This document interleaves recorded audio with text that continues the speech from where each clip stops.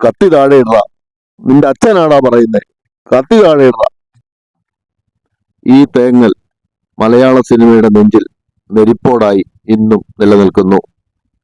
തിലകൻ മലയാള സിനിമയിൽ തിലകം ചാർത്തിയ നക്ഷത്രം. നവരസങ്ങൾ ആ മുഖത്ത് വിരിയുമ്പോൾ അത് കടലിനോളം ആഴത്തിൽ സൗന്ദര്യത്തിൽ ആകുന്നു.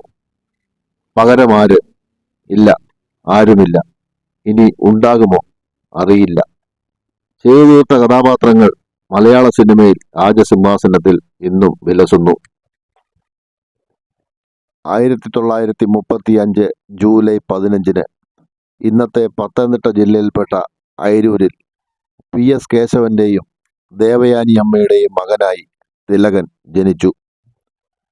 മുണ്ടക്കയം CMS സ്കൂളിൽ വിദ്യാഭ്യാസം ആരംഭിച്ച തിലകൻ കൊല്ലം SN കോളേജിൽ പഠിക്കുമ്പോൾ പഠനം ഉപേക്ഷിച്ച് നാടകരംഗത്തേക്ക് ഇറങ്ങി. അതിനു മുമ്പ് തന്നെ സ്കൂൾ നാടകങ്ങളിൽ അഭിനയിക്കുമായിരുന്നു. പിന്നീട് 18ഓളം നാടക സമിതികൾ സംഘടിപ്പിച്ചു.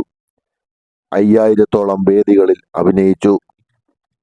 പിന്നെ 1979 KJ ജോർജ് സംവിധാനം ചെയ്ത ഉൾക്കടൽ എന്ന ചിത്രത്തിലൂടെ ചലച്ചിത്ര രംഗത്ത് എത്തിച്ചേർന്ന തിലകൻ 3 പതിറ്റാണ്ട് ഈ രംഗത്ത് നിറഞ്ഞു നിന്നു. 1981 കോലങ്ങൾ എന്ന ചിത്രത്തിലെ കള്ളുവർക്കി എന്ന കഥാപാത്രം തിലകനെ ശ്രദ്ധേയനാക്കി. പിന്നെ തിരക്കുള്ള നടനായി. യവനിക, മൂന്നാം പക്കം, കിരീടം, സ്ഫടികം, കാട്ടുകുതിര, സന്താനഗോപാലം എന്നീ ചിത്രങ്ങൾ മലയാള സിനിമയുടെ നാഴികക്കല്ലുകളാകുമ്പോൾ അവിടെ തിലകന്റെ സാന്നിധ്യം ഒരു പ്രധാന ഘടകമാകുന്നു. താരരാജാവ് മോഹൻലാലിനോടൊപ്പം തിലകൻ ചെയ്ത സ്ഫടികം, കിരീടം എന്നീ ചിത്രങ്ങൾ കാണുമ്പോൾ ആരാണ് നായകൻ എന്ന് പ്രേക്ഷകർ ചിന്തിച്ചു പോകുന്ന നിമിഷങ്ങൾ ധാരാളം. ഈ ചിത്രങ്ങൾ എത്ര കണ്ടാലും നമുക്ക് മതിയാവില്ല. 1990, 94 എന്നീ വർഷങ്ങളിൽ സംസ്ഥാന ഫിലിം അവാർഡുകൾ, 6 പ്രാവശ്യം സഹനടനുള്ള സംസ്ഥാന അവാർഡ്, പ്രത്യേക ജൂറി അവാർഡുകൾ, ഫിലിം ഫെയർ അവാർഡുകൾ, അങ്ങനെ എണ്ണിയാൽ തീരില്ല പുരസ്കാരങ്ങൾ. തനിക്ക് ശരി എന്ന് തോന്നുന്ന കാര്യങ്ങൾ തുറന്നു പറയുന്ന തിലകന്റെ സ്വഭാവം ധാരാളം ശത്രുക്കളെ സൃഷ്ടിച്ചു. അടുത്ത സ്നേഹിതർ പലരും വഴിമാറി നടന്നു. അങ്ങനെ ഒടുവിൽ 2010 താരസംഘടന അമ്മയിൽ നിന്നും തിലകൻ പുറത്തായി. അവസരങ്ങൾ കുറഞ്ഞു, പിന്നെ ഇല്ലാതെയായി.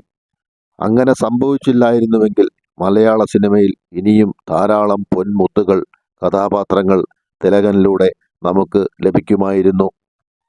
പിന്നെ പലതരത്തിലുള്ള രോഗങ്ങൾ തിലകനെ വേട്ടയാടി. അങ്ങനെ 2012 സെപ്റ്റംബർ 24 ആ അഭിനയ അതികായൻ നമ്മെ വിട്ടുപിരിഞ്ഞു. ഒടുവിൽ അഭിനയത്തിന്റെ ഈ കുലപതി യാത്ര പറയുമ്പോൾ ഇന്നും ആ ഇരിപ്പിടം ശൂന്യം. ഒറ്റ ഉദാഹരണം കൊണ്ട് അത് നമുക്ക് കാണാൻ കഴിയും. കിരീടത്തിലെ, സ്ഫടികത്തിലെ വേഷങ്ങൾ ഒക്കെ ഇന്ന് വീണ്ടും ചെയ്യേണ്ടി വന്നാൽ ആരുമില്ല. ആരും. അതാണ് തിലകൻ. തിലകൻ അങ്ങയുടെ ഓർമ്മയ്ക്ക് മുന്നിൽ പ്രണമിച്ചുകൊണ്ട് നിർത്തട്ടെ. വന്ദനം. വ്യത്യസ്തമായ മറ്റൊരു വീഡിയോയുമായി ഇനിയും നമുക്ക് കാണാം. Taste India Malayali.